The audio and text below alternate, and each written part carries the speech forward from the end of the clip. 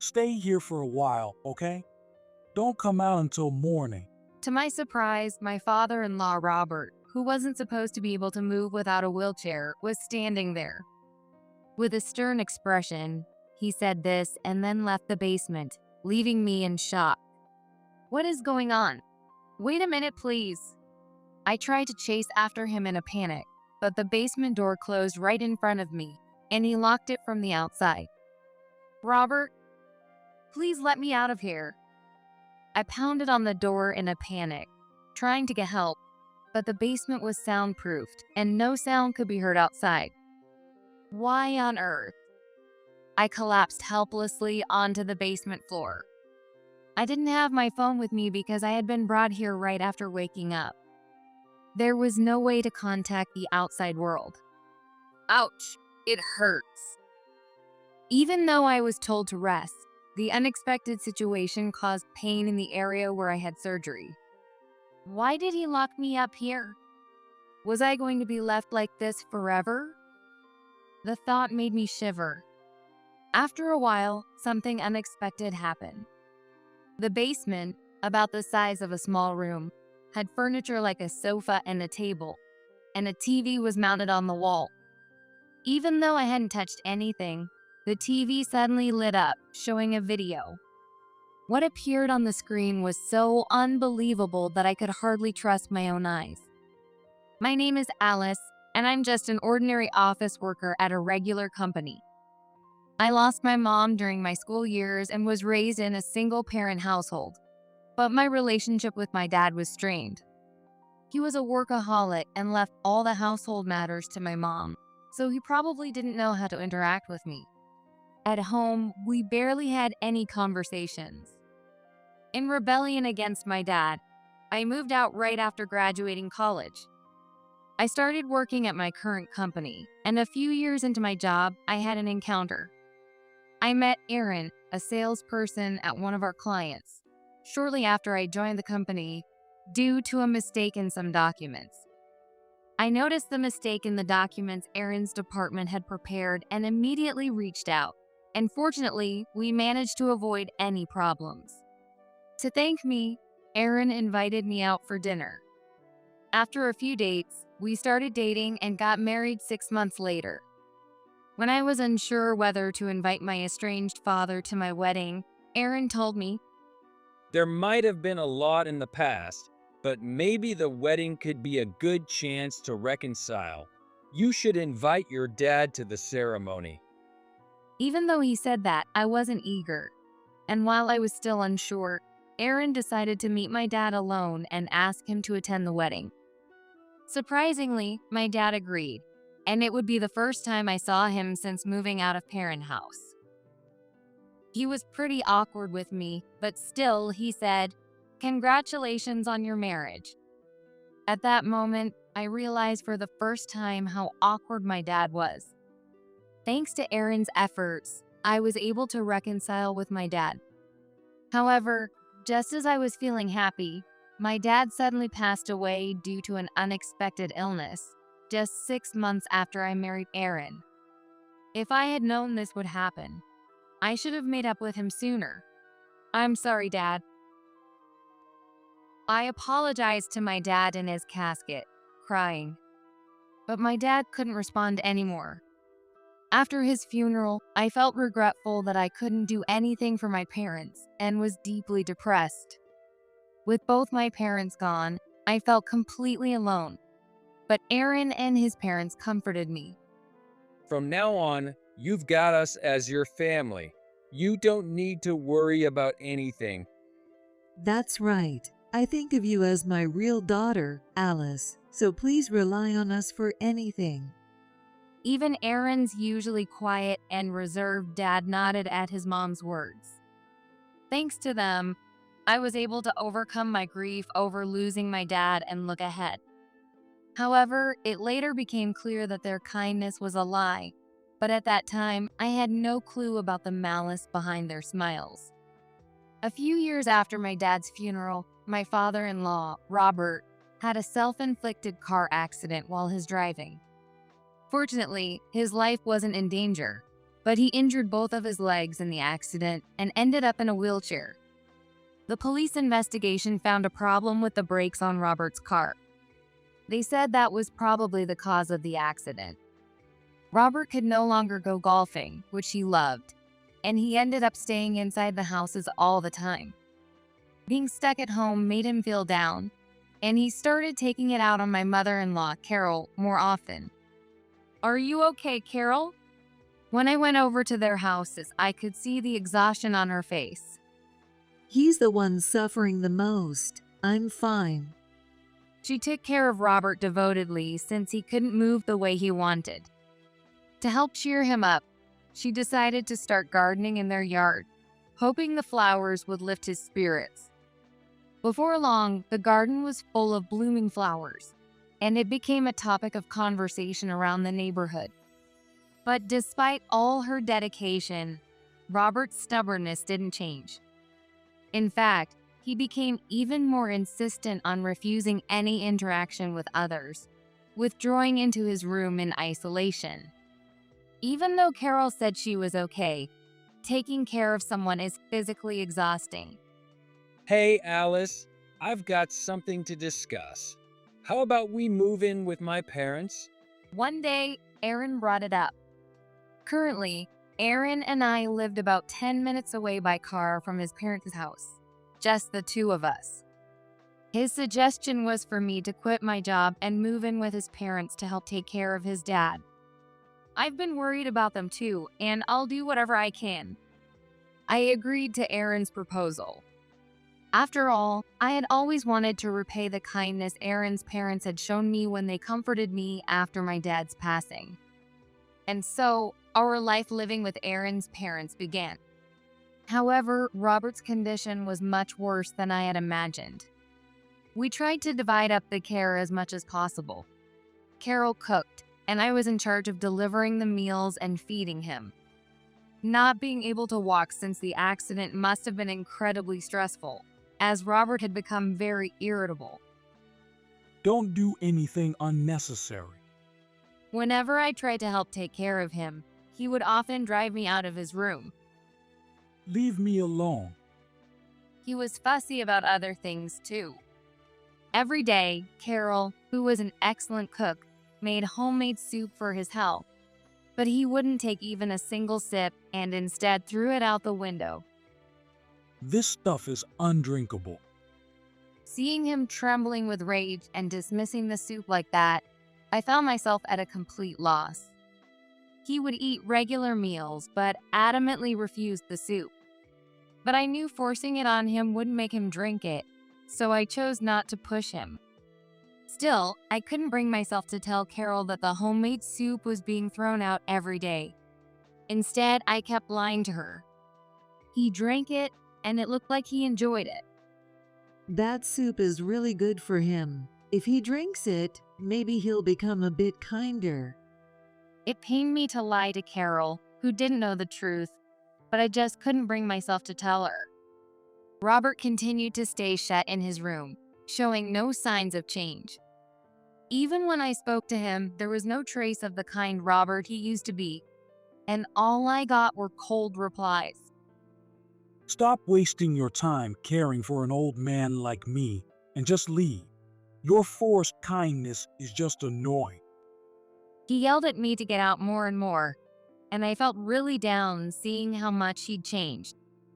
Carol suggested that perhaps his injuries from the accident were causing symptoms similar to dementia. Robert was still in his 60s. If it really was dementia, it was way too early.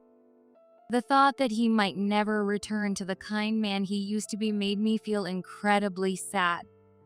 About 6 months went by like this, and one day, I suddenly felt a sharp pain in my stomach and lost consciousness. When I came to, I was in the hospital, and the doctor diagnosed me with a stomach ulcer. They said it was probably caused by the stress of caregiving. Due to the unexpectedly heavy bleeding, surgery was necessary. I was worried about my in-laws while I was in the hospital, but there was nothing I could do about it if I had to be admitted. Don't worry about anything at home. Just rest and get better. Since Aaron told me that, I decided to take him up on his offer. My surgery was successful, but I couldn't go home until the wound healed properly. In the end, I stayed in the hospital for 3 more weeks. Aaron and Carol visited me every few days to check on how I was doing. Don't worry about things over here. Just focus on getting better. I'm looking forward to the day Alice comes home.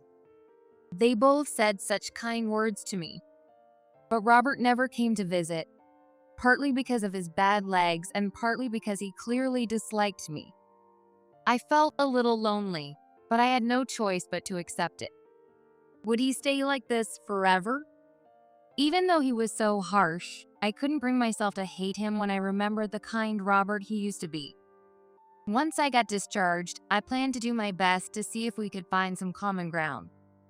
After a while, my wound completely healed, and I got permission from the doctor to leave the hospital. However, even after returning home, I was told by the doctor to rest for a while. Having been cooped up in the hospital for weeks, I thought I'd move around a lot once I was discharged, but the doctor warned me that was out of the question. If you don't take it easy, you'll end up back in the hospital. Hearing that, I promised the doctor with a wry smile. I am resting at home. A few days after finally getting back home, I woke up to a noise. It was the sound of someone knocking on my bedroom door. Since Aaron and I slept in separate rooms, someone had definitely come looking for me. I checked the clock, and it was 2 a.m. Who could possibly need something at this hour? Feeling puzzled, I rubbed my sleepy eyes and opened the door leading to the hallway. Whoa! Suddenly, someone grabbed my arm. The hallway was dark, and I couldn't see who it was. I tried to resist in my confusion and fear, but my body was trembling and I couldn't move properly. I was dragged by this mysterious person into the basement. In my in-laws' basement, there's a room that Robert had built for his karaoke hobby, but it hadn't been used recently, and I had never seen anyone go in there. Who are you? As soon as we entered the basement, the light was turned on, illuminating the room, and I finally saw who had brought me here. To my shock, it was Robert, who supposedly couldn't move without a wheelchair, standing upright. Stay here for a while, okay? Don't come out until morning. With a stern expression, he said this and then left the basement, leaving me in shock. What is going on? Wait a minute, please. I tried to chase after him in a panic, but the basement door closed right in front of me, and he locked it from the outside. Robert, please let me out of here. I pounded on the door in a panic, trying to get help, but the basement was soundproofed, and no sound could be heard outside. Why on earth? I collapsed helplessly onto the basement floor. I didn't have my phone with me because I had been brought here right after waking up. There was no way to contact the outside world. Ouch. It hurts. Even though I was told to rest, the unexpected situation caused pain in the area where I had surgery. Why did he lock me up here? Was I going to be left like this forever? The thought made me shiver. However, after a while, something unexpected happened. The basement, about the size of a small room, had furniture like a sofa and a table, and a TV was mounted on the wall. Even though I hadn't touched anything, the TV suddenly lit up, showing a video. What appeared on the screen was so unbelievable that I could hardly trust my own eyes. She's gone. Where on earth did Alice go? Could it be that she found out about the plan? The screen showed Aaron and Carol searching for me around the house. And that wasn't all. Aaron was holding a metal bat, and Carol was gripping a shining knife. It was impossible to see them as the kind Carol and dependable Aaron I knew. They were cursing as they frantically searched the house. Then, in front of the two of them, who were desperately looking for me with an almost demonic expression, appeared Robert, the same one who had just locked me in the basement. but unlike earlier, he was now in his usual wheelchair. Hey, it looks like Alice ran outside. I just saw a shadow out there. Damn it. Did we get too hasty?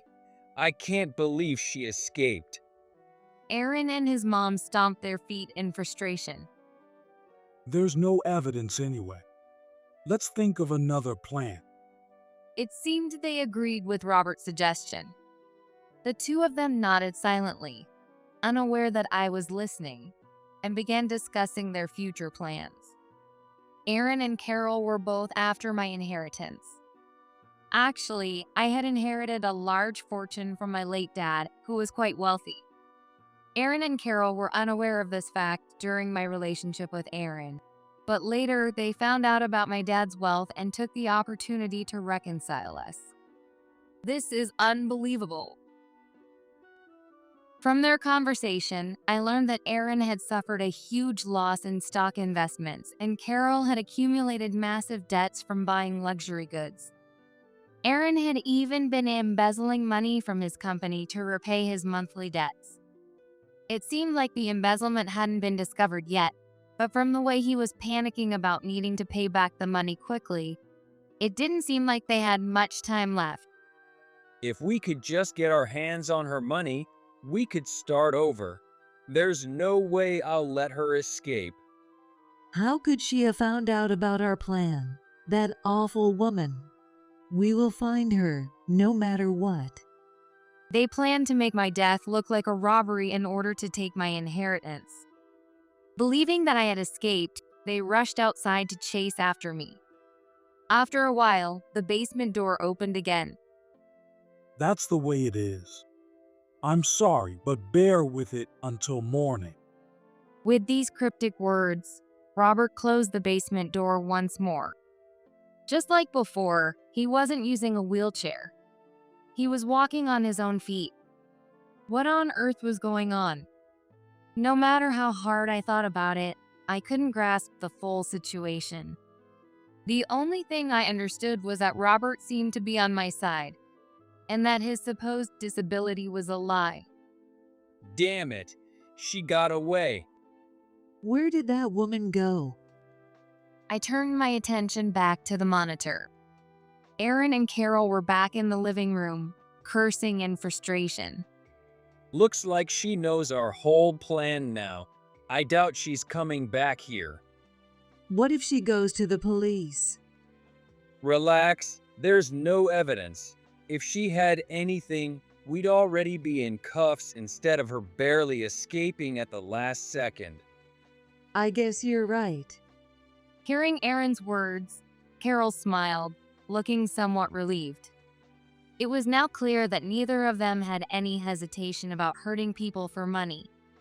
Seeing this dark side of Aaron and Carol, which I'd never known while living with them, sent a chill down my spine. Well, the plan's changed, but let's deal with this first. Carol pointed the knife she was holding at Robert. Yeah, this one's gonna be easier to handle because he can't run away. Aaron approached Robert in the wheelchair, holding the metal bat. It seemed that they had decided to change their target to Robert. But what on earth was going on, considering that they had been planning to attack me just moments ago? I had no idea, but since I couldn't get out of the basement, there was nothing I could do.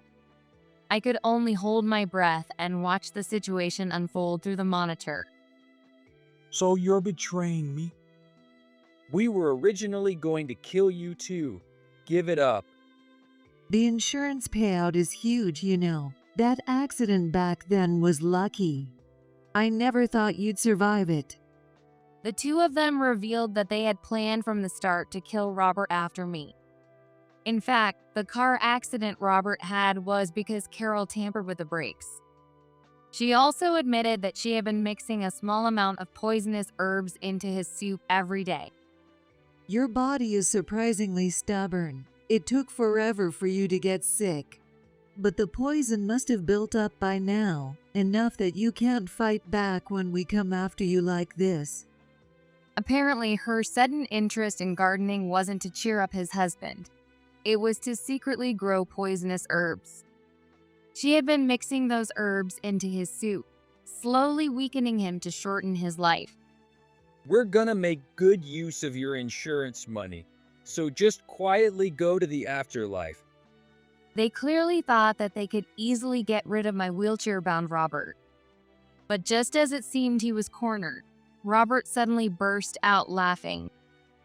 Sorry, but I haven't taken a single sip of your soup. What? But the bowl was always empty. I knew you were trying to harm me. There's no way I'd drink such suspicious soup. And by the way, I don't actually need this wheelchair. With that, Robert slowly stood up from his wheelchair. The two of them, who had been acting so confident, were clearly stunned. What the heck? I thought you couldn't walk. I was only pretending to be unable to walk to let you drop your guard. You deceitful coward. Both Aaron and Carol started cursing him, conveniently ignoring their own actions. How can you say that? You were willing to harm me and Alice for money. I saw through all your wicked schemes, you greedy devils. For a moment, Aaron seemed a bit intimidated by Robert's condemnation, but he quickly smirked. Well, so what if you can walk? It's 2 against 1. Do you really think you can escape? He wasn't wrong. There was no way a man in his 60s could overpower his son. Even if he wasn't physically disabled, he wouldn't stand a chance against an attack. Aaron moved closer to Robert, wielding the metal bat. Although they were shocked by the fact that he could walk, it didn't seem like they had any intention of abandoning their plan. Robert was in real danger. Feeling helpless, I watched the monitor, completely glued to the scene. But then I noticed something. There was a red light flickering through the living room window. Soon after, several police officers burst into the living room. The red light I had seen earlier was the flashing light from a police car. Caught off guard by the sudden arrival of the police, both Aaron and Carol panicked. The officers assessed the situation and immediately restrained Aaron and Carol, who were both holding weapons. Why are the police here? Let me go. I haven't done anything. The two of them struggled, trying to escape, but the police weren't about to let them get away. I had already called the police. Alice is being protected in the basement, so you couldn't harm her. Your plan has failed too bad. Damn it! You sold out your own family. You were the ones who betrayed me first. Reflect on that while you're behind bars. You bastard. Aaron broke free from the police's hold and tried to punch his dad, but he was quickly subdued again. We're arresting you both for attempted murder. The police put handcuffs on the two of them. Carol began sobbing softly in shock. Aaron and his mom seemed to realize it was over for them, and they slumped in resignation. After a while, Robert opened the basement door for me. Apparently, Aaron and Carol had been taken away in a police car. It's all over now, Alice. I'm truly sorry for putting you through such a frightening experience. Robert apologized to me. Please don't apologize. If you hadn't saved me, who knows what would have happened to me? If he hadn't hidden me in the basement, I would have been attacked by Aaron and Carol. I would have likely lost my life. They started acting strangely after they learned your father was wealthy. They wanted to kill you and inherit your fortune. It's truly pathetic. After the accident, Robert had undergone rehabilitation and regained his ability to walk without a wheelchair. But he had pretended to still be injured to deceive Aaron and Carol and make them let their guard down. His cold attitude towards me was also an act to make Aaron and Carol believe he was on their side, so they would include him in their plans. Thinking they had him on their side, they had revealed part of their plan to him, but I didn't expect them to push you to the point of a stomach ulcer. I'm sorry. If I hadn't done that, they wouldn't have trusted me, so I had to act cold. With that, Robert apologized once again for everything that had happened. I honestly thought you hated me, and I felt so down. But to think there was a reason behind it all, I'm the one who should apologize for not realizing. You don't need to apologize. It was all my failure to keep things under control. I almost put you in real danger. Apparently, Robert had realized fairly early on that Aaron and Carol were targeting my life. He had been waiting for the right moment to ensure they would be caught by the police in the act. I'm planning to visit Aaron soon. I know I could just leave it and never see him again, but I really want to give him a piece of my mind. I see. You definitely have the right to confront him. Just be careful. A few days later, I visited the detention center where Aaron was being held. Why did you do something so stupid? It's your fault. Why did you hide the fact that your dad was rich? That's just not right. My dad's wealth has nothing to do with me. Thanks to you, I was able to reconcile with him, but I guess it was all just for the money. Of course it was. Why do you think I was so nice to you? You got a huge inheritance after the funeral. As your husband, I deserved my share. If you had just handed it over, none of this would have happened. Hearing such a selfish excuse, I regretted coming and sighed deeply. Too bad, but your plan was doomed from the start. My dad's entire estate was donated to a children's care facility according to his will. No way. You must have inherited the properties and assets. Don't lie. I turned it down. I suggested donating it because I didn't need it. My dad had told me he intended to leave everything to me. But I thought his enormous wealth could serve a greater purpose in the world than just going to me. So, I asked for all of it to be donated. My dad was quite surprised, but knowing my stubborn personality, he eventually respected my wishes. How stupid. You threw away enough money to live comfortably for the rest of your life. Stop acting like some self-righteous saint.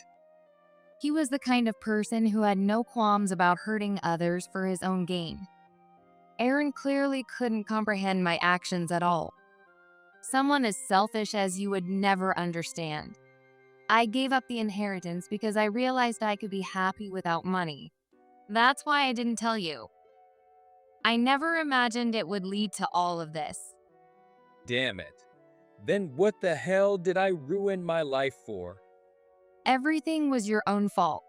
You should think long and hard about the stupidity of chasing a non-existent fortune. Well then, goodbye. Hey, wait. Alice. Hey. I ignored Aaron's call to stop and left the room. I would never see Aaron again. The thought made me feel refreshed. Later, Aaron and Carol were prosecuted for attempted murder. Aaron and Carol apparently refused to admit their wrongdoings until the end. But Robert had secretly installed a security camera in the living room and submitted the footage to the police, which served as strong evidence. Furthermore, Aaron was also arrested for embezzling money from his company, and it seemed he wouldn't be able to avoid a lengthy prison sentence. Eventually, I received letters of apology from Aaron and Carol, supposedly to get a reduced sentence, but they were filled with self-serving excuses. Disgusted, I tore the letters up without even replying. Afterward, I hired a lawyer and officially divorced Aaron. Since Robert sold the houses and the land along with them, Aaron and Carol would have nowhere to return to once they got out in a few years. Imagining the bewildered expressions they'd have at that moment gave me a sense of satisfaction. Both Robert and I moved to a distant place. It was to ensure that Aaron or Carol wouldn't be able to harm us if they were ever released. I regularly go to check on Robert. I can manage on my own. You don't have to worry about me. Robert always said that out of concern for me, but there was no way I could ignore the man who had saved my life. Please don't say that. I want to be good to you in place of my late dad. Alice, thank you. At first, Robert seemed embarrassed whenever I visited, but eventually, as my feelings reached him, he began to openly express his gratitude. Later, I started a new job in the place I moved to, and I ended up getting engaged to a coworker I met there. I invited Robert to my wedding and introduced him to my future husband as the person who had saved my life. Even now, as I build a new family, my relationship with Robert continues. If he hadn't deceived Aaron and Carol and saved me that day, I wouldn't be experiencing this happiness now. Though I came to understand the fear of people blinded by money, I also gained a respectable person like Robert in my life. Now, I am carrying a new life inside me. After my baby is born, I plan to visit Robert and introduce him to the newest member of our family.